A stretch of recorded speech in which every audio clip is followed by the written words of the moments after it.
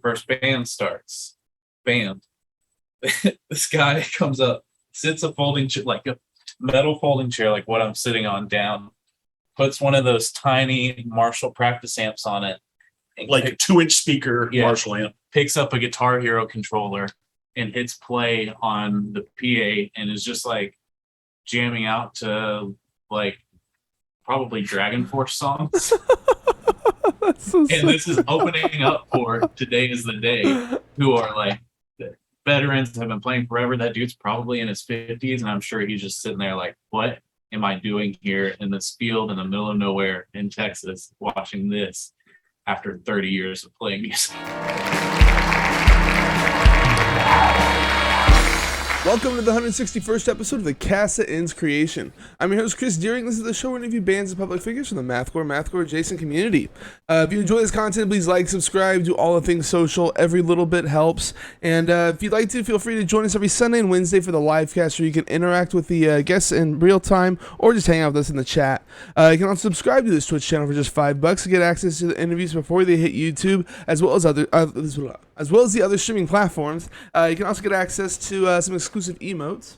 You can do that for free by attaching Amazon Prime account to your Twitch account. It's like taking $5 from Jeff Bezos' pocket and putting it into mine. With that out of the way, let me introduce our guest today, who dropped their debut album, Chained to a Tree, back in July through Silent Pendulum Records. Welcome in The Bearer. How's it going? It is going fantastic. Thank you for having us. Awesome. Thank you guys for coming on.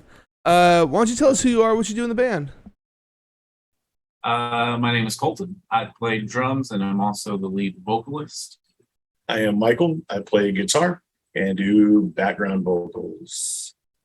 Alrighty. So you call yourselves The Bearer. What exactly are we bearing? A lot of bad news. Bad news and just okay riffs and drum parts. Yeah.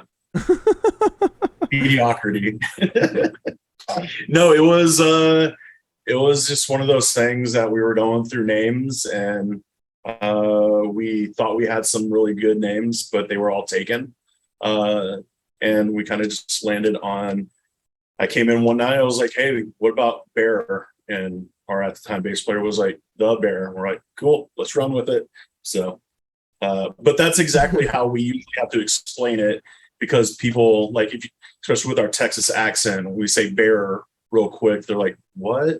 And we're like, the bearer of bad news, like the bearer, we're bearing bad news. So. No, yeah, this kind of sounds like you're saying barrel, I guess, if you're saying it really fast as a Texan. Because a fellow Texan here, I can totally see that, barrel or whatever, bearer or something like that. Yeah, I can totally see that. Huh, interesting. Because I was wondering why there was a the in the beginning too, because I kind of like bearer as well. Yeah, that makes sense now. Okay, huh, interesting. Brandon in chat saying 2-piece bands unite. It's actually a 3-piece, my man. The bassist couldn't make it in time, but I love that energy. So in 2016 you dropped your first EP. I guess that's when the band got together, or when did y'all get started? Yeah, I think it was technically like late 2015, but like maybe just December 2015. It was pretty much all 2016 that we got together and hit the ground running, wrote that EP and tried to get it recorded before we played shows or anything, tried to have music ready to go. And before this, y'all were telling me that y'all are in like other bands and stuff like that too. So I guess this is just kind of like a super group of the other bands like coming together, or did y'all meet? Did y'all meet each other through different avenues? Yes and no. It started off that Colt and I were in another band, and that was kind of coming to a close. And there were other members that like we knew we wanted to play music with, and so it kind of came out of that. We've gone through some rotations, but our bass player Jeff, he's also a local awesome musician that was in a titular band that came in because we were just friends already, and then Colton joined that band with him actually. So it's just we're a super group, sure.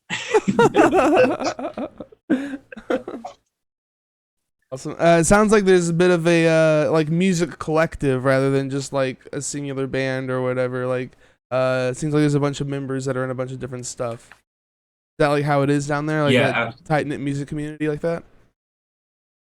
It's kind of in pockets. Like we share a practice space with only technically like 7 people, but between 7 people, that's about 7 bands. Jesus It's Christ. Okay. yeah. Well, I mean, like you've had Mothman on before. I'm in another band with 2 members of Mothman who are also, let's see, and one of those members is in another band with me and the bass player of the Bear. It's a very tangled web we weave, but between 7 of us, there's quite a few songs written and bands that those songs go to. Hell yeah. I'm sure the practice space is dirty as shit too. You know, 7 bands We coming through there all the pretty time. neat. Surprisingly, yeah, it stays. I think the dirtiest part is that there's a lot of beer cans usually after a weekend Okay. of just everybody practicing, and it's like, but we're pretty clean dudes. Yeah, Okay. Okay. we had to make do in a super super tiny practice space for about a year, so we learned how to keep everything put up and in its place so that we could walk around. And now that we're in a bigger space, we've just kept it that way. Oh yeah. That's what's up. So you guys started out by releasing a bunch of EPs, 2016, 2017, 2018, and then it stopped.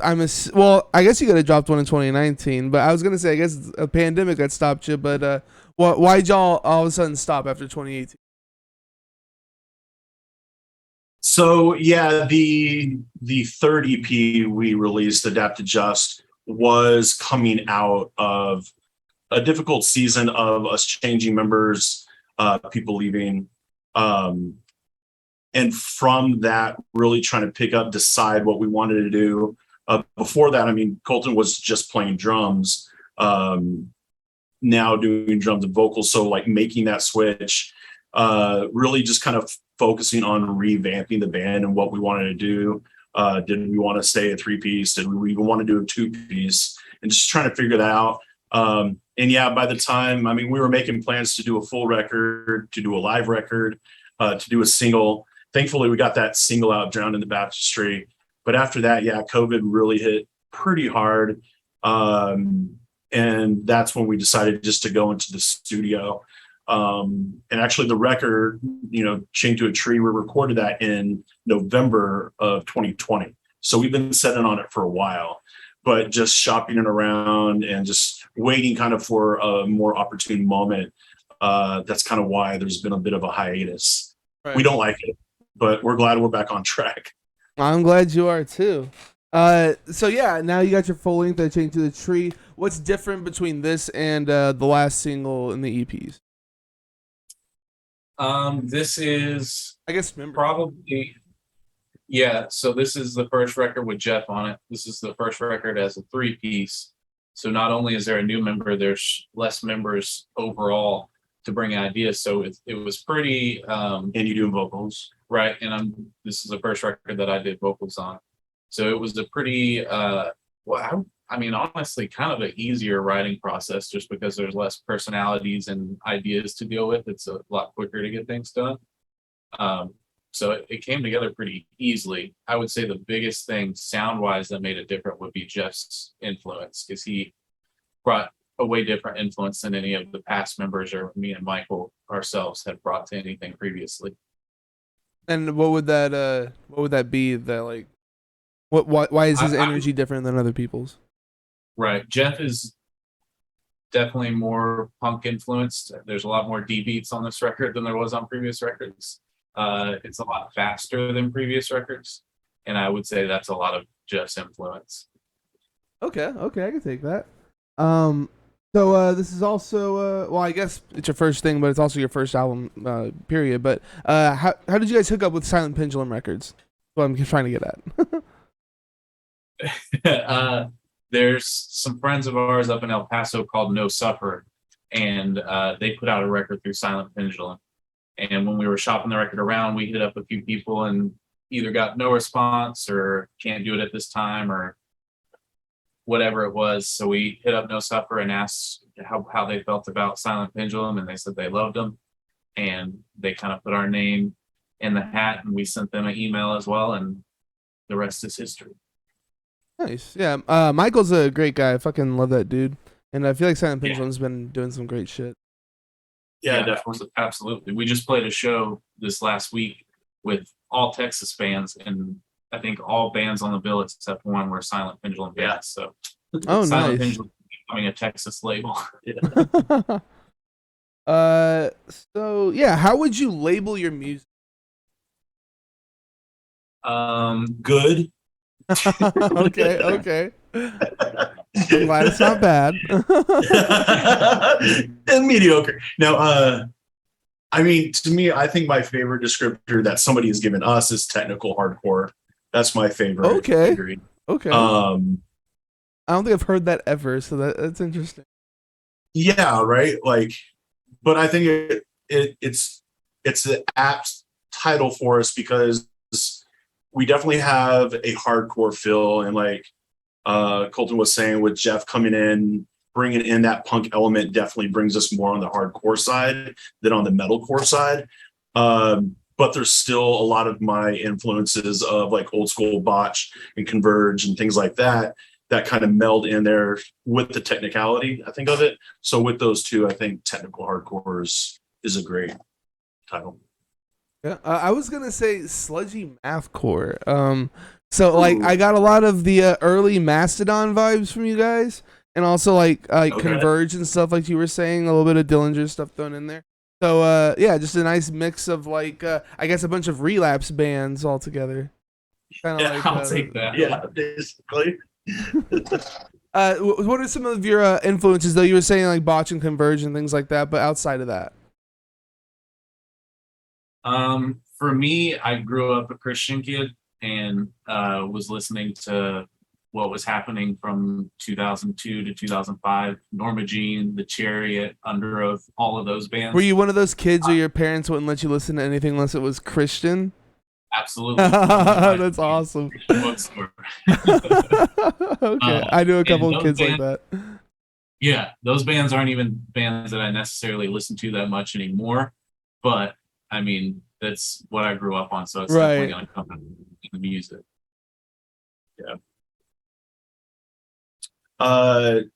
Converge, Botch, Zayo is a big influence for me.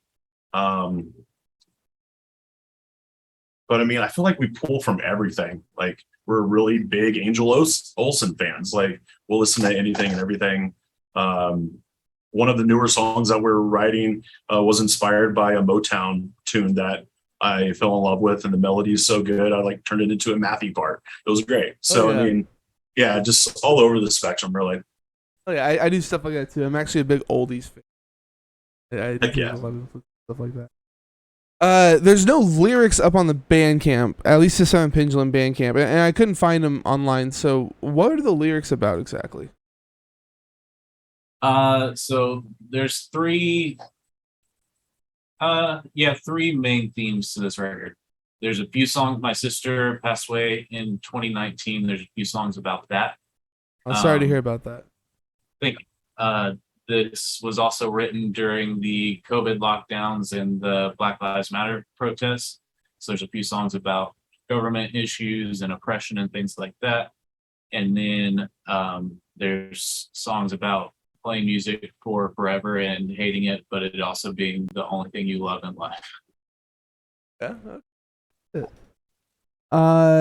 So it says that it was engineered by Andrew Hernandez, recorded at Cedar Creek Studios, mixed at Arroyo Audio, and mastered by Scott Middleton.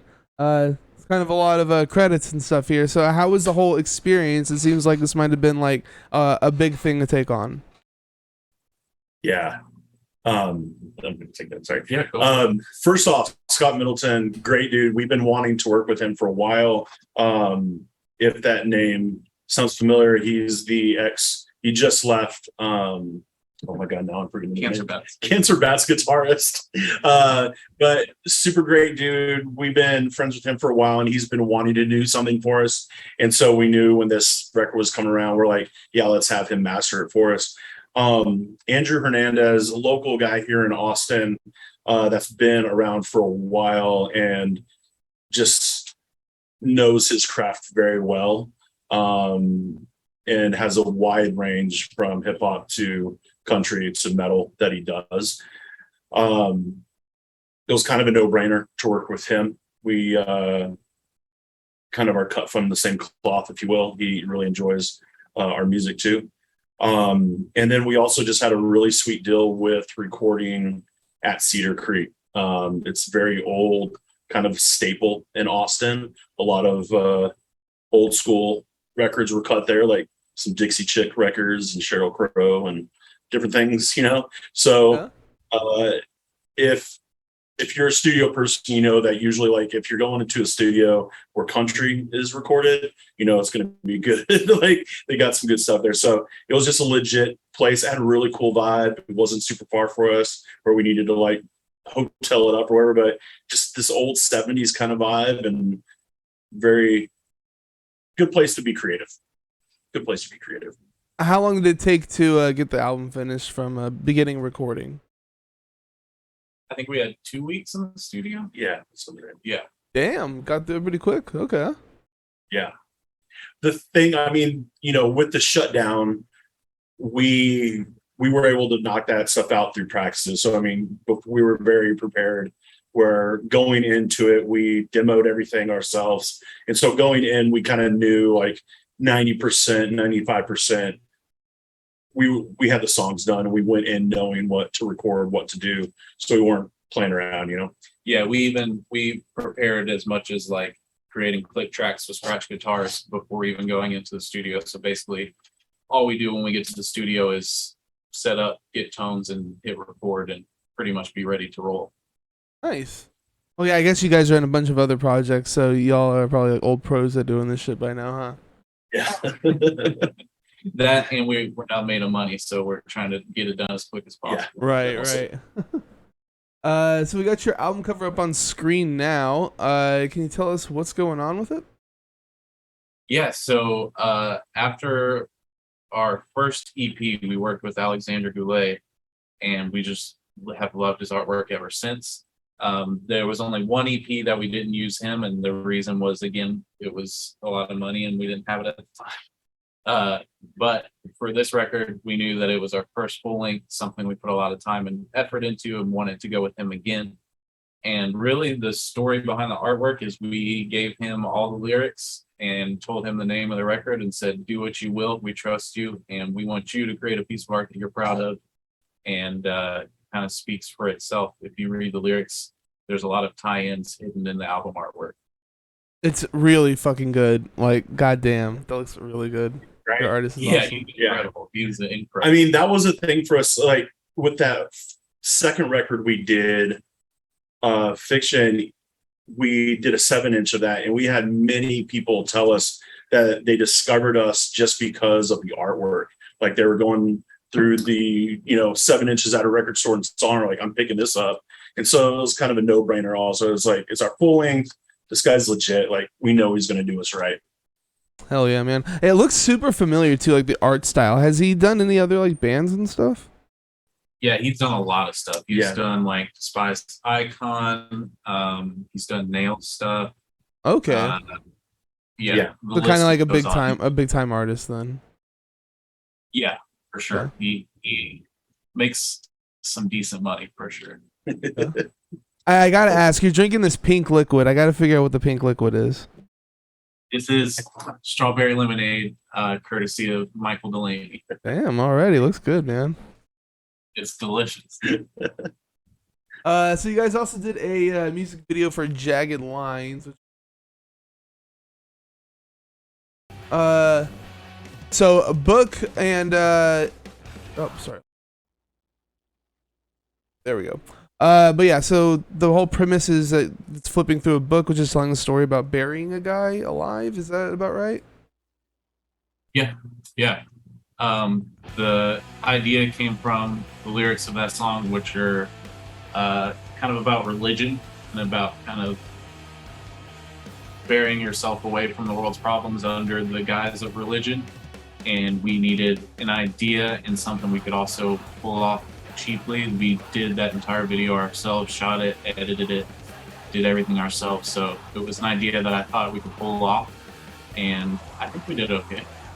Oh, it looks tight. When I was watching this before I even like looked into you guys or whatever, and I totally thought that the drummer and the vocalist were twins. and I didn't realize that they were the same person. So that was just We it was had funny. a I was long like, oh, debate shouldn't there be about- 4 people like in the lineup? Like, why isn't there? Anyway,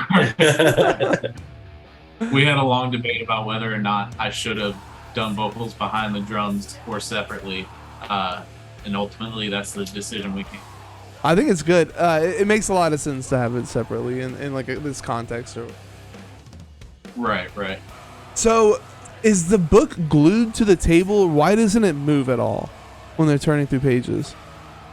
That is probably the 9th take, and yeah, there's a little bit of double-sided tape on the back of it. 'Cause Okay, Whenever, I mean, if we want to get into like video editing, Dude, and get the into nerd it. side, Let's hear it. to change each scene when the page turns, I needed to have the book stay completely still, so I didn't have to line up every shot every time.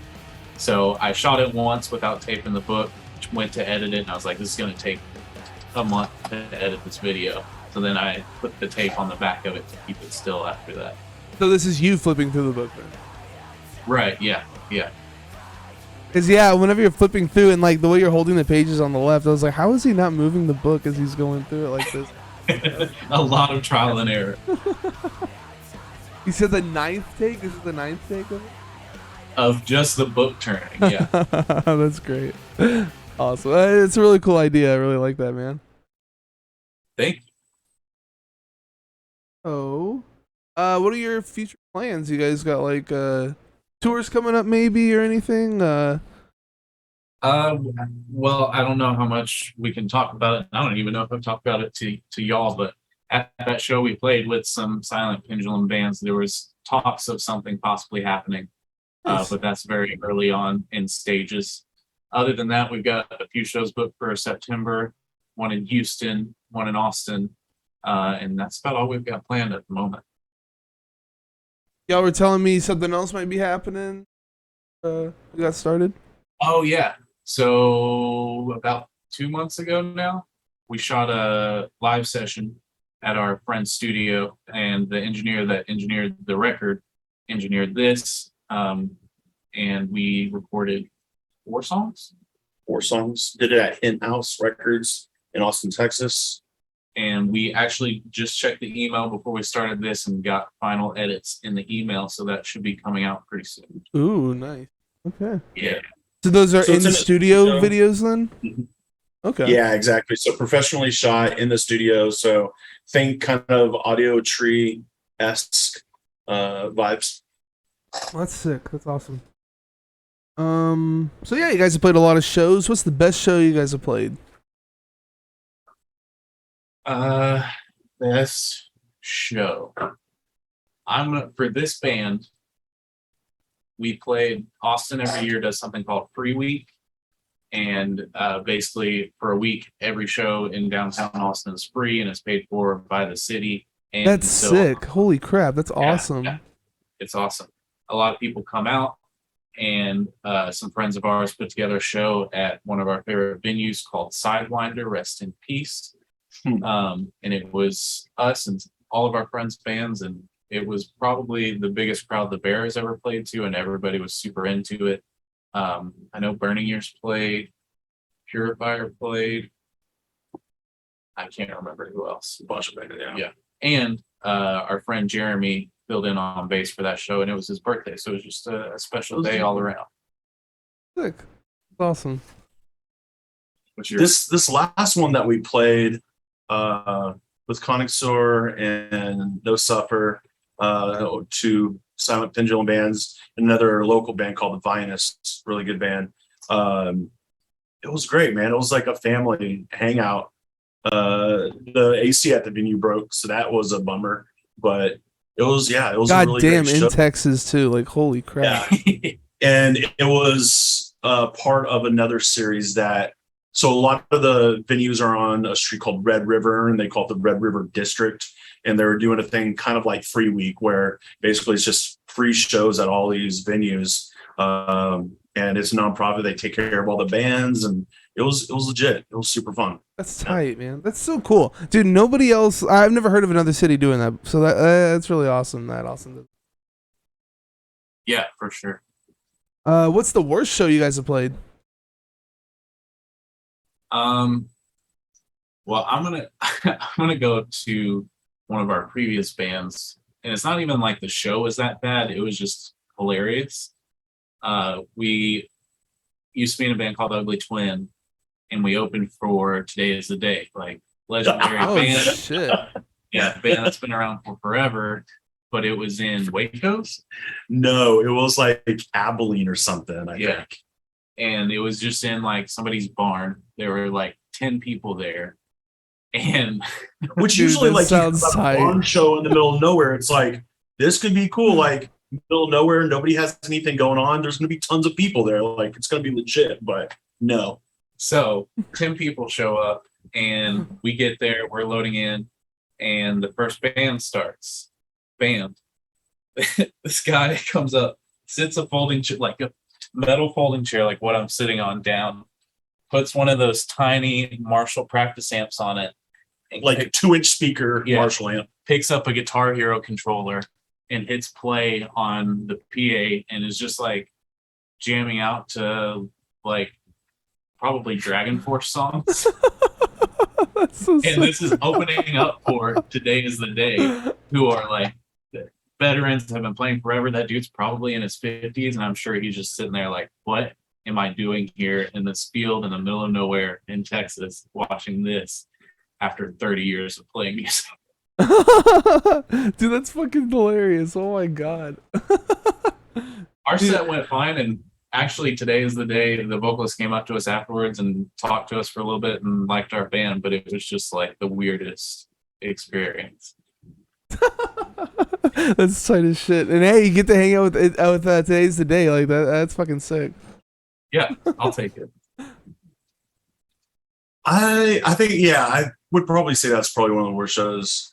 For me though, like what makes a bad show would be like all more internal. Like if I don't like my tone for the night, like then I'm just off and I'm like, yeah, this is not a good show. But like I don't care if there's 2 people or 2,000 people watching us. It's like once that music starts, man, like it just Oh yeah, goes. you get transported to You know, another just- world. You know. Yeah, like that's just So for me, it'd be like a tone suck, which I can't think of any. So I'll just ditto to Colton. Alrighty. So you guys got vinyl, shirts, and candles available over at silentpendulum.bandcamp.com. And on your Bandcamp, your personal Bandcamp, you have shirts, 7 inches of the fiction, buttons, and a candle set. So we're even getting more candles. So I gotta ask, what's up with the candles? So when we started talking to Michael about putting the record out, he was like, do y'all have any unique merch ideas? Because he's done like skateboard decks, and I know No Suffer did like towels. So he was like, I want to do something different than just a t-shirt or a hat or something. And so he asked us to send him a care package of the merch that we currently had, and in it were the candles that you see on our personal Bandcamp. And so he was like, yeah, let's do candles again. And the candles that are on our Bandcamp, we handmade. Like we bought candles, made labels for them, printed them out, and did it that way. And he was like, yeah, I want to do something a little more high quality. So I actually haven't seen the candles that he has physically yet, but just the mock-up looks a lot better than the ones we made. The idea. Yeah, I was gonna ask the idea behind them. Yeah. So it's the idea started with the set that we have on our Bandcamp, and basically for Adapt Adjust, we actually for those 4 songs, they are all very separate ideas, and we actually recorded at different recording studios for them, and so we wanted to kind of roll with that, and we had a local artist in Austin come up with tarot cards for each one. And so that's where the candles came from. We basically turned those tarot cards into stickers. And so each candle goes with a different song on the Adapt Adjust EP. And obviously the title of the song is on there and lyrics and all that kind of stuff. So, yeah. I gotta ask because I wasn't familiar, but so you said you recorded a song at different recording studios, like one song for each studio? So just 2. Okay. Yeah, the first two songs are on one studio, and the other two are at a different studio. Is that like a conscious thing, or just some shit happened, or? It was opportunity. We had a friend who was going to school to be an engineer, and he had some free time in the studio, so we could get 2 songs done with him. And then we had 2 extra songs, and we had our friend Keith, who owned a studio at the time. We were like, well, we already got these 2 songs recorded for free. Let's pay Keith and finish off the other 2. Okay. Hey, I like it. I like it. Guys on a budget, like it makes sense. Yeah, absolutely. So let's wrap this up with your current album of the year. You going first, or am I going first? You go first. Okay. So I was telling him after you asked us this question, it's a little bit of a cop out because I'm very close to the members of this band, and it's a previous guest of yours, but I'm going with Cancer Withdrawal from Mothman. Okay. It's just I haven't stopped listening to it since it came out. I'm constantly floored by the riffs that are on that record. Andy, their drummer, is absolutely insane. It's an incredible record. Yeah. It is a beast of a record. It's fucking great. Yeah. And I am in a band with 2 of those guys, and to know that they have that capability when I'm playing with them in another band, it's intimidating. It's like, guys, why don't you step it up with the band that we're together with? We're in together. They do great in that band too. Not as loud. Nah. Mine, I was having a really hard time finding something. I don't know if it's my favorite, but it definitely has been the most impressive. I would say the Mothman is probably my favorite, but the Vane record, the Vane FM record, This World Is Going to Ruin You. Like, after that first record came out, I was like not really feeling it. It kind of went away for me. But this new record, and just like listening to it front to back, is just badass. Like the tones that they got, the experimenting that they did, was just super impressive to me, and it's just like super great, mature record that they, Yeah, that's one that's still on the list for me. I haven't had a chance to check that one out, but I do have the vinyl for Arizona, whenever they release that. But yeah, I haven't really kept up with them too much. I gotta listen to that one though. Yeah, it's definitely worth listening. And if you can seriously like listen to the whole thing, it ends with this really awesome like piano tune, and it's just, even at that, like, it's very inventive and did some cool stuff.